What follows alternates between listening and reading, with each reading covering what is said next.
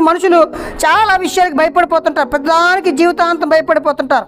కానీ మన జీవితం ఎవరి చేతిలో ఉంది? ఆయనకి భయపడటం లేదు. మనకి శాశ్వతమైన స్థితినిచ్చేది ఆయనే. ఆయన చేతుల్లో ఉంది అంతా కూడా. నిత్య జీవం ఇవ్వాలని, నిత్య నరకానికి ఇవ్వాలని ఆయనకి భయపడలేదు. మన ఆరోగ్యం ఎవరి చేతిలో ఉంది? ఆయన చేతిలో ఉంది. మన ప్రాణం ఎవరి చేతిలో ఉంది? ఆయన చేతిలో ఉంది. అందుకే నేను అనుకుంటుంటాను, ఎవరైతే దేవుడికి ప్రాధాన్యత ఎవరో వెయిట్ అండ్ సీ. ఏంటి వాళ్ళు సంపాదించేస్తారో దేవుడిని కాదని. అంటే దేవుడికి ప్రాధాన్యత ఇవ్వకుండా, దేవుడి చిత్తానికి విలువనివ్వకుండా, దేవుడి యొక్క వాక్యానికి ప్రాధాన్యత ఇవ్వకుండా ఏమైపోతారు? అసలు వాళ్ళ ఆ సకల అవసరాలు తీర్చవలసింది దేవుడు.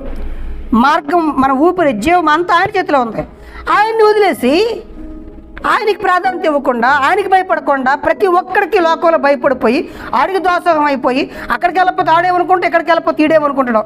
దేవుడేమనుకున్నా పర్లేదు అనమాట నీకు. కాబట్టి దేవుడు అంటే ఆ శ్రద్ధ లేనప్పుడు ప్రతిదానికి మనిషి భయపడుతుంటాడు.